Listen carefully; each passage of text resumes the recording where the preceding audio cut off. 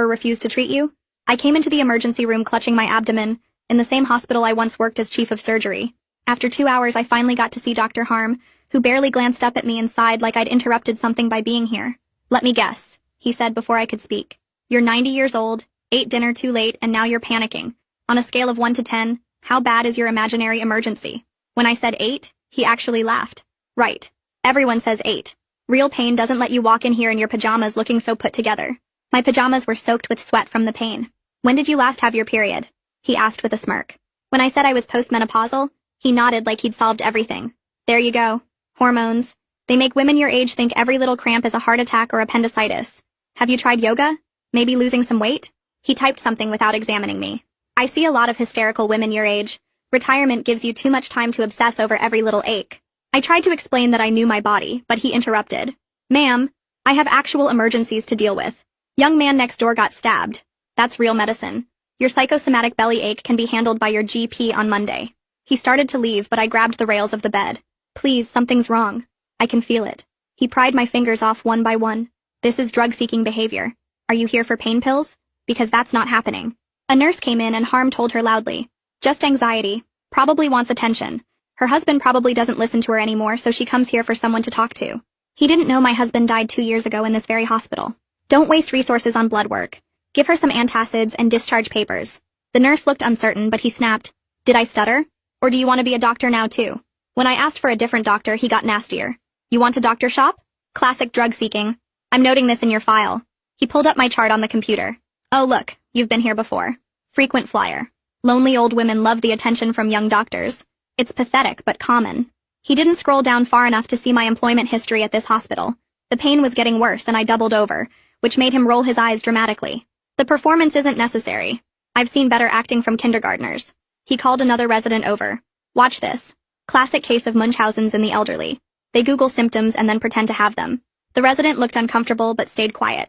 She probably lives alone, kids don't visit, so she creates drama. I started describing my symptoms in medical terms, hoping it would help. The pain is intermittent, positional, with guarding in the upper quadrant. He cut me off. Oh great. You watched Grey's Anatomy and think you're a doctor now? Let me guess. You diagnosed yourself on WebMD? He turned to the nurse. She's using medical words she doesn't understand. Probably reads medical forums all day. These bored housewives always think they have whatever disease is trending on Facebook.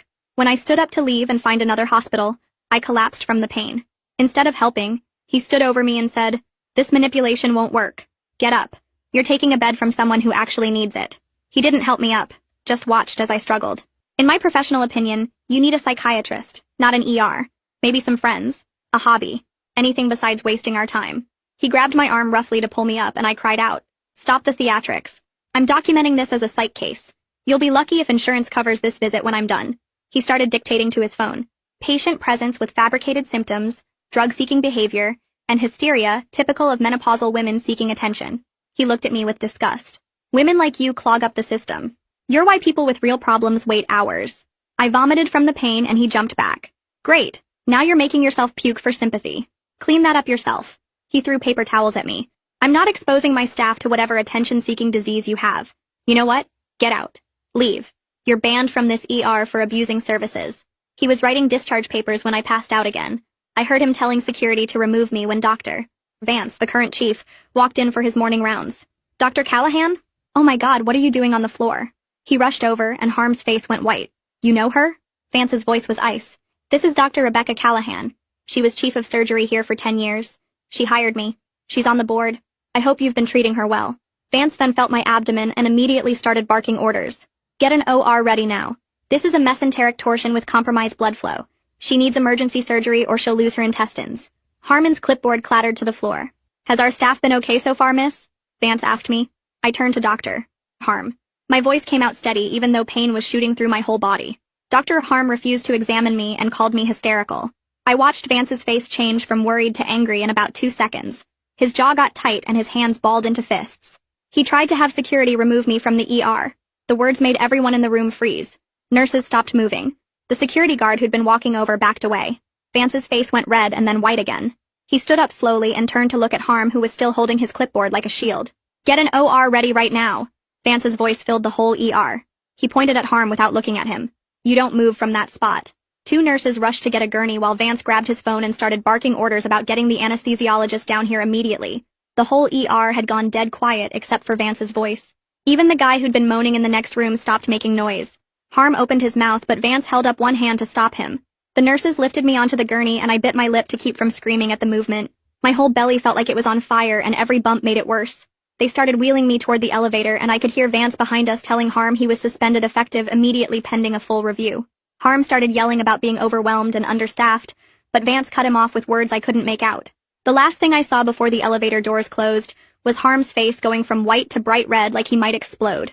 The OR prep area was cold and bright, and the anesthesiologist was already there setting up her equipment. She had gray hair and gentle hands that didn't hurt when she touched my arm to find a vein.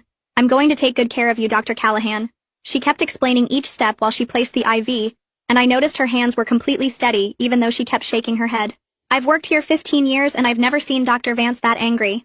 The mask went over my face and she told me to count backward from 10. "I just want to survive this," I managed to say before the drugs kicked in. The next thing I knew I was waking up in recovery with tubes everywhere and a different kind of pain than before. This wasn't the sharp stabbing from earlier, but a deep ache that went through my whole middle. The PACU nurse was checking my vitals and smiled when she saw my eyes open. "Welcome back, Dr. Callahan."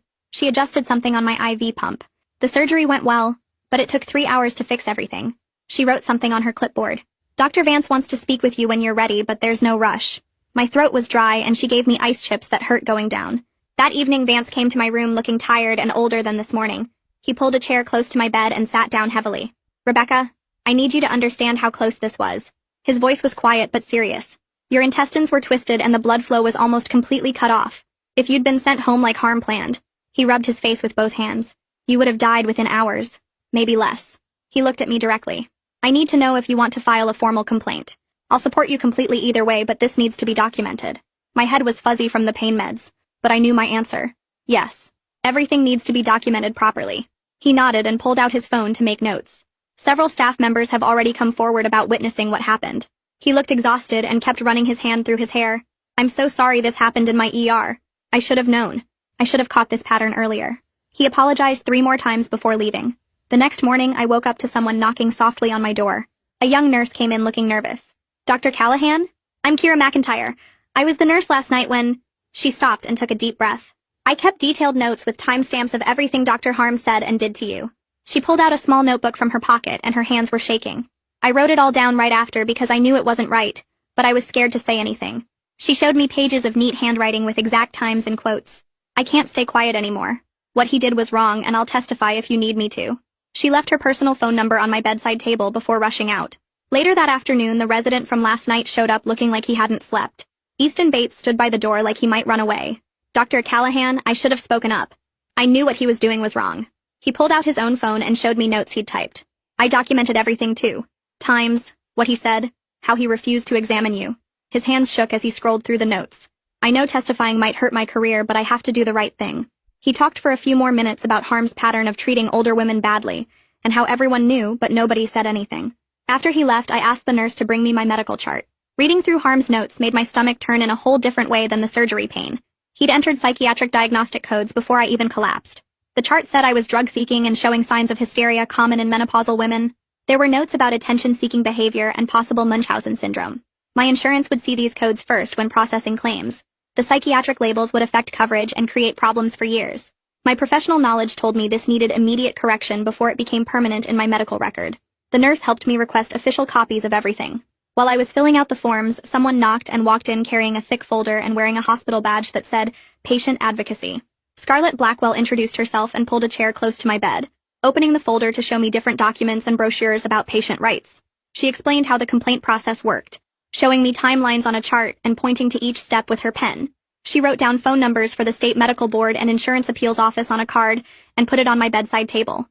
She mentioned that 3 other women had filed complaints about Dr. Harm in the past 2 years, but none had gone forward with formal investigations. She helped me fill out the initial complaint form, typing my answers into her tablet while I talked. She took photos of the bruises on my arm where Dr. Harm grabbed me and asked if I wanted to file assault charges too. Before leaving, she gave me her direct number and said she'd check on me every day until discharge. That afternoon, my phone buzzed with an email from Pete Gorman in the hospital administration, asking to schedule a preliminary review meeting for next week. The email used formal language about conducting a thorough investigation and maintaining the highest standards of patient care. Between the lines, I could tell they were taking this seriously, because he mentioned that all security footage from that night had been preserved and backed up. He included a list of witnesses they planned to interview, and asked if I had anyone else to add. He also attached forms for releasing my medical records to the investigation team. I signed everything electronically and sent it back within the hour. That night, the pain meds wore off around midnight, and I couldn't get back to sleep. I kept thinking about all the women who came through my ER when I was chief, remembering faces of older patients who complained about pain. How many of them got dismissed like I did? How many went home and suffered or died because someone decided they were just hysterical? I thought about the young nurses who watched it happen and stayed quiet because speaking up meant risking their jobs. The guilt sat heavy on my chest, knowing I'd been part of a system that let this happen. I should have seen the pattern when I worked here, but I was too focused on surgeries and budgets to notice what was happening in my own emergency room. The next morning, my phone rang, and the insurance company representative started reading from Dr. Harm's notes about my supposed drug-seeking behavior and psychiatric symptoms. She said they were denying coverage for the surgery, because the initial documentation showed this was a mental health issue, not a medical emergency. I told her about the emergency surgery and the mesenteric torsion, but she kept saying the first assessment is what determines coverage. She read more of his notes calling me hysterical and attention-seeking. The denial letter would arrive in 5 business days, and I had 30 days to appeal. After hanging up, I called the number Scarlett gave me and got connected to Leonardo Acevedo, an insurance appeals specialist who'd handled cases like mine before. He pulled up my records while we talked and immediately saw the problem with the psychiatric coding doctor. Harm entered. He started building an appeal file with Dr. Vance's operative report and photos from the surgery showing the twisted intestine. He explained that insurance companies often deny first and make you fight for coverage, especially with psychiatric codes in the initial assessment. He warned me the appeal could take 6 to 8 weeks and I might need to pay the bills up front while we waited. He'd seen this exact situation before with older women whose real medical problems got coded as anxiety or drug seeking. 2 days later, Haley Stewart from Risk Management called and asked to meet about my situation. She showed up with a leather portfolio and expensive suit, sitting across from me with a practiced smile. She suggested we could handle everything internally without involving the state medical board, saying it would be faster and less stressful for everyone. When I said that wasn't acceptable, her whole demeanor shifted to damage control mode. She started talking about the hospital's commitment to improvement and how they were already implementing new training programs. She pulled out a settlement offer with lots of legal language about releasing the hospital from liability. The number would cover my medical bills if I agreed not to discuss the incident publicly or pursue further action. I pushed the papers back across the table and told her this was about preventing future harm, not money. She left looking frustrated, warning me that going public could affect my position on the board. That evening, I opened my laptop and started writing down everything that happened while the details were still fresh. Each word brought back the humiliation of lying on that floor, while Dr. Harm stood over me refusing to help. I included exact quotes about being called hysterical and drug-seeking, the times he refused to examine me, how he threw paper towels at me when I vomited. I wrote about him prying my fingers off the bed rail and telling security to remove me. I documented that he never once touched my abdomen or did any physical examination before deciding I was faking. The document grew to 12 pages of detailed timeline with everything I could remember. Kira knocked the next morning looking worried and checking over her shoulder before closing the door. She said, "Doctor." Harm had been asking other nurses what they saw that night, trying to get people to say I was being dramatic or difficult. Several nurses were scared of retaliation, but willing to speak up if needed. She pulled out a piece of paper with her personal cell number and pressed it into my hand, saying to call if anything happened or if I needed her testimony. She mentioned that 2 other nurses had also kept notes about that night. She'd heard rumors that more complaints about Dr. Harm were surfacing, now that people knew someone was finally standing up to him.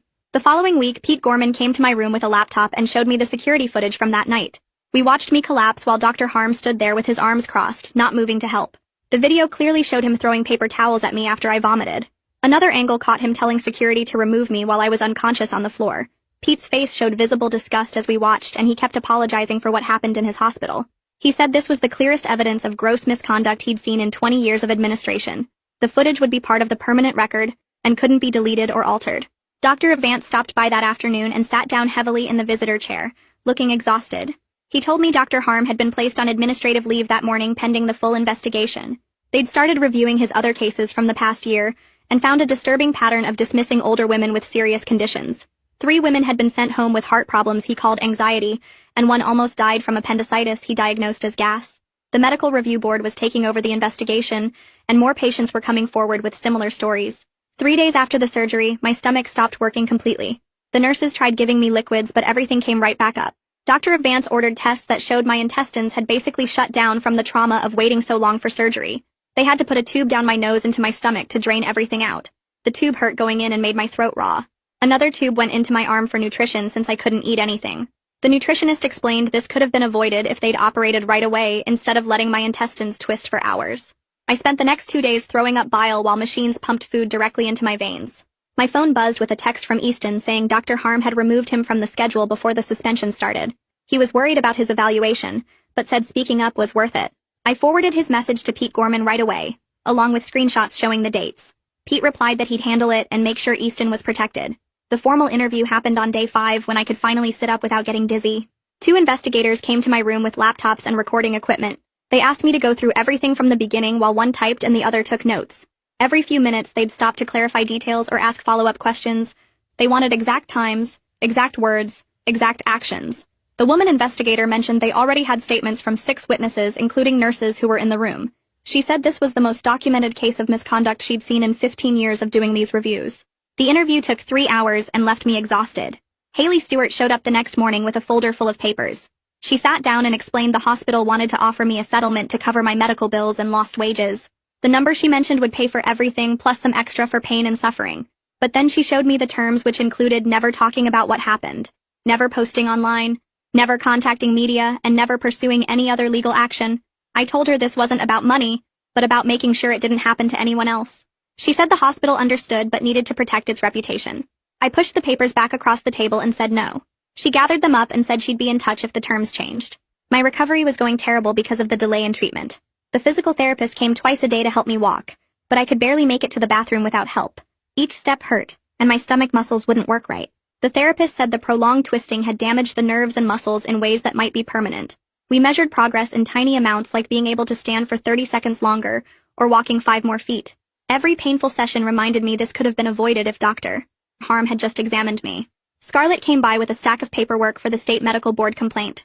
She explained each section and helped me write out the details in the right format. The forms wanted specific medical codes, exact timeline, witness information, and copies of all my medical records. We spent 4 hours going through everything to make sure it was complete. Scarlett said the board needed to know about Dr. Harm's pattern, even if the hospital handled things internally. She'd seen too many doctors just move to different hospitals without anyone knowing their history. 2 days later, Scarlett called to say 2 other women had contacted her after hearing about my case. Both were older women who Dr. Harm had dismissed with serious conditions. The first one had chest pain he called anxiety and sent home with antacids. She had a heart attack in the parking lot and barely survived. The second woman had stomach pain he said was gas and refused to run tests on. She ended up having her appendix burst at home and needed emergency surgery at a different hospital. Both women wanted to add their stories to the state board complaint. Scarlett was helping them with the paperwork and said having multiple victims would make the case much stronger. Pete Gorman scheduled a meeting for the following week to discuss the investigation findings. The conference room had administrators, lawyers, Dr. Vance, and 2 board members. Pete laid out all the evidence, including the video footage, witness statements, my medical records showing the delay caused permanent damage and the pattern of similar cases they'd found. The hospital's lawyer reviewed everything and said they had clear grounds for termination with cause. Dr. Vance added that 3 more cases had come to light where Dr. Harm dismissed women over 50 with serious conditions. The board members looked sick as they reviewed the evidence. One of them said this was the worst case of discrimination and malpractice she'd seen. They voted to move forward with termination proceedings immediately. The next day, a certified letter arrived from Dr. Harm's lawyer claiming the investigation was unfair and biased. The letter said Dr. Harm was suffering from burnout, and the hospital had failed to provide adequate support. It threatened a wrongful termination lawsuit if they fired him. The lawyer claimed I was exaggerating my symptoms, and the video didn't show the full context. Haley Stewart seemed worried when Pete showed her the letter, but Pete said they had rock-solid evidence and wouldn't back down. He'd dealt with these threats before, and knew most doctors wouldn't actually sue because it would make all the evidence public.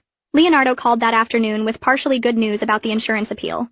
After reviewing all the documentation and the corrected medical codes, they agreed to cover the surgery and most of the hospital stay. But they were still denying coverage for the complications and extended recovery since those happened after the initial treatment. I'd still owe about $8,000, but it was better than the $40,000 they originally denied. Leonardo said we could keep fighting, but it might take months and wasn't guaranteed to work. 3 days later, Vance called and asked if I'd speak at the monthly mortality and morbidity conference about my case. My hands shook when I hung up the phone because patients almost never present at M&M conferences, but Vance said the staff needed to hear directly from me. I spent the next week writing notes and practicing what I'd say, even though my stomach still hurt when I stood too long. The morning of the conference, I put on my best suit and took extra pain medication just to get through it. Walking into that packed auditorium made my legs feel weak because I saw at least 200 medical staff staring at me. I gripped the podium and started with the facts about coming to the ER that night, and exactly what Harm said and did. My voice cracked when I described him throwing paper towels at me while I was on the floor, but I kept going through each detail. The room stayed completely silent, and I noticed several nurses wiping their eyes and doctors looking down at their hands. When I finished, nobody clapped or moved for what felt like forever, until Vance stood up and thanked me for my courage. During the discussion period, a young resident raised her hand and admitted she'd seen similar dismissive behavior, but didn't know how to speak up against senior doctors. 3 more residents nodded, and one said the hierarchy made it impossible to challenge attending physicians, even when they knew something was wrong. An older nurse stood up and shared that she'd been written up twice for questioning doctors who dismissed female patients' pain. The conversation got heated when some doctors defended the pressure of emergency medicine, but others pushed back saying that was no excuse for what happened to me. A week after the conference, Pete called to tell me Harm's disciplinary hearing was scheduled, and I needed to testify again. I sat in that conference room facing Harm for the first time since that night, and watched him blame everything on being overworked and stressed. He claimed I was exaggerating and that any reasonable doctor would have made the same assessment given the circumstances. He showed no remorse and actually rolled his eyes when I described the permanent digestive problems I now had from the delayed surgery. The panel members asked him direct questions about why he never examined me, and he kept deflecting with excuses about patient volume and limited resources. When they showed him the video of him standing over me on the floor doing nothing, he said I was being dramatic and manipulative. His lawyer tried to argue that one bad night shouldn't end a career, but the panel wasn't buying it after seeing the pattern of similar cases. 2 days later, Pete called with the decision that Harm was terminated with cause, and they were reporting everything to the state medical board. Harm would have to disclose this termination to any future employer and explain why he lost his hospital privileges. The next morning, Kira texted me that some of the ER staff were giving her the cold shoulder, and someone had written snitch on her locker. She was trying to stay strong, but I could tell it was wearing on her, so I immediately called Scarlett, who documented everything and got HR involved. I wrote a formal letter to the administration praising Kira's courage and professionalism in speaking up for patient safety. Scarlett made sure security cameras were checked, and the person who vandalized Kira's locker got suspended for a week. Meanwhile, Easton sent me a worried text about his upcoming evaluation, because Harm had been his supervising attending before the suspension.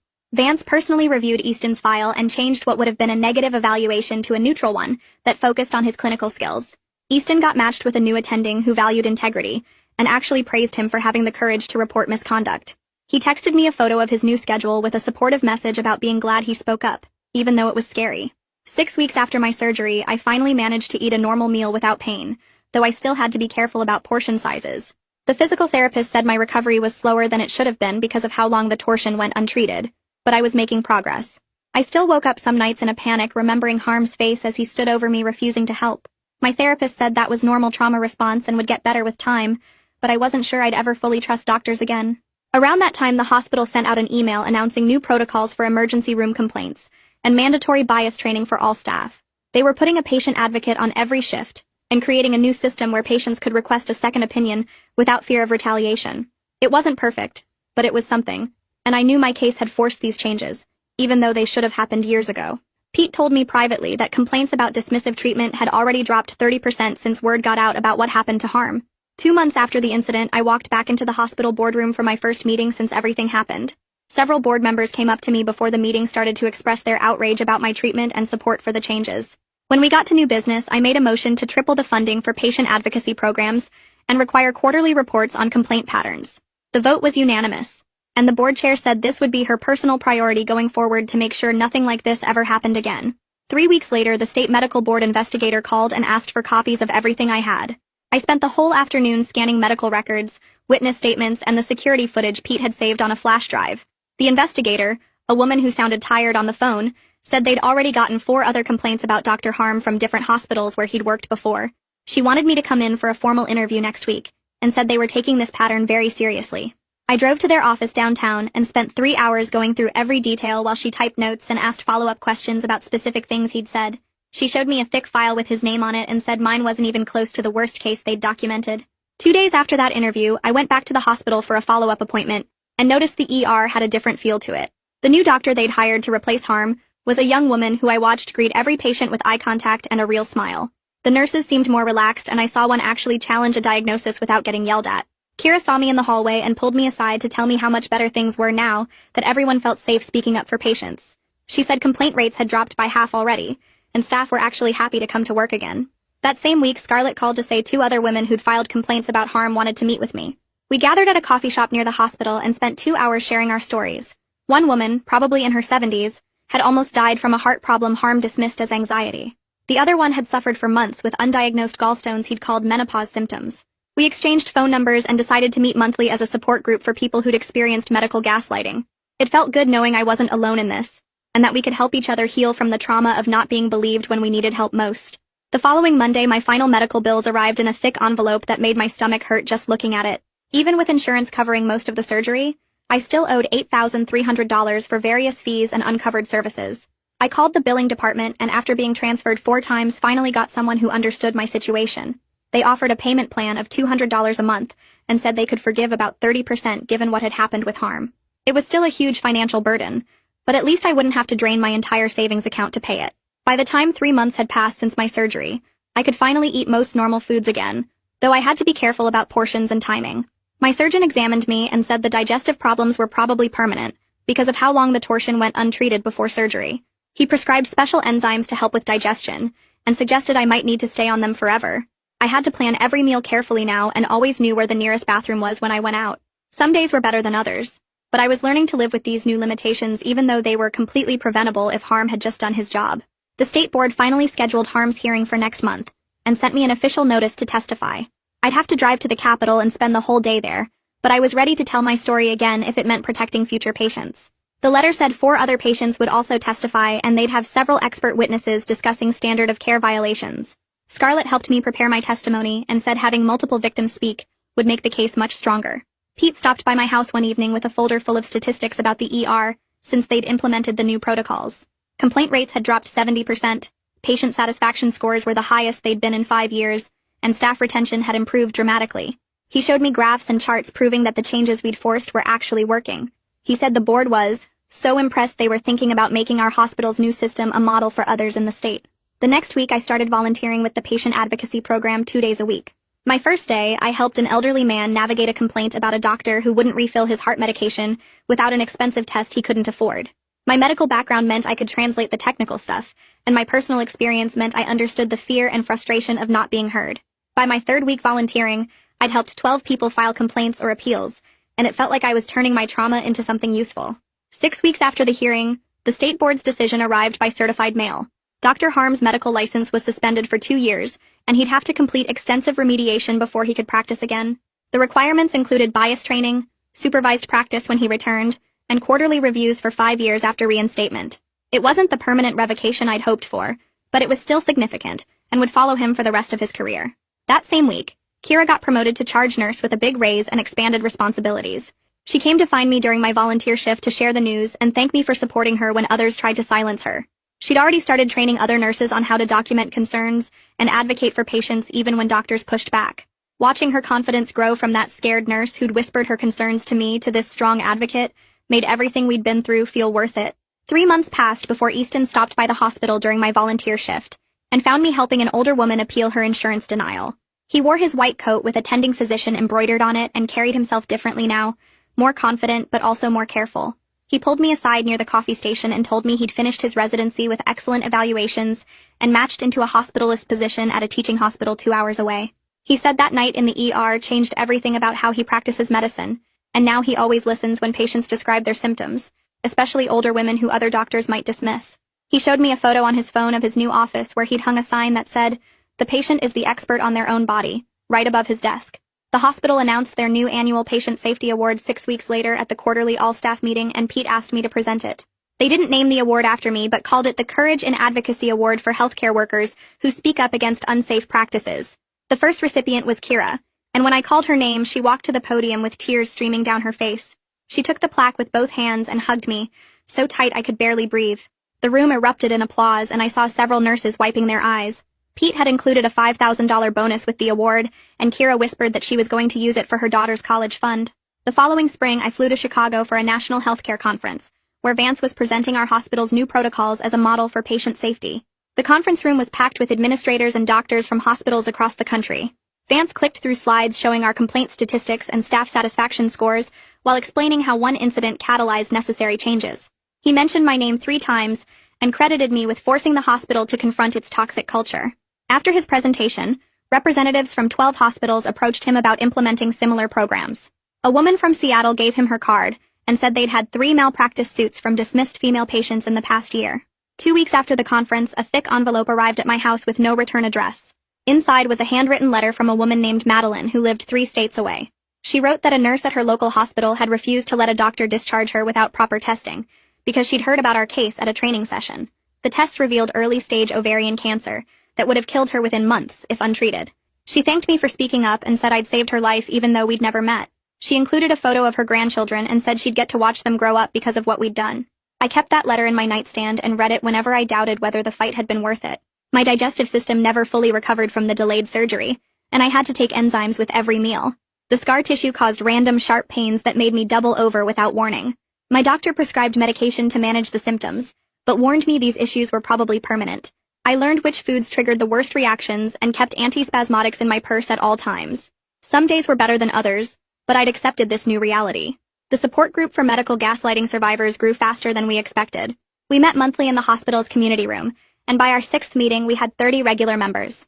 People drove from neighboring towns to attend and share their stories. We helped a woman get proper treatment for lupus after 3 doctors called her a hypochondriac. We coached a man through filing a complaint against an ER that sent him home with chest pains that turned out to be a heart attack. We created a resource guide with sample complaint letters and contact information for patient advocates at every hospital in the state. One member started a private Facebook group that grew to 300 members within 2 months. The 2-year anniversary of my ER visit coincided with the quarterly board meeting where we reviewed patient safety metrics. Pete presented charts showing ER complaints had dropped 70% since implementing the new protocols. Staff satisfaction scores hit an all-time high with nurses reporting they felt empowered to advocate for patients. The average time to treatment decreased by 30 minutes even though doctors were spending more time with each patient. Insurance claim denials based on improper documentation dropped by half. The board voted unanimously to increase funding for patient advocacy programs and expand bias training to all departments. After the meeting, several board members told me privately that my experience had fundamentally changed how they thought about patient care. These days I spend 3 mornings a week at the hospital doing advocacy work, and it gives my life purpose I hadn't expected to find in retirement. Seeing young doctors like Easton practice with genuine compassion makes me hopeful about medicine's future. The system isn't perfect and probably never will be, but it's significantly better than it was 2 years ago. Sometimes that's the best victory you can hope for, and I've learned to celebrate every small improvement because they add up to real change that saves lives. Thanks for hanging out with me on this one. It's been a ride, and I'm glad we got to share these moments together. I'll catch you in the next one. If you made it to the end, drop a comment. I love reading all your comments.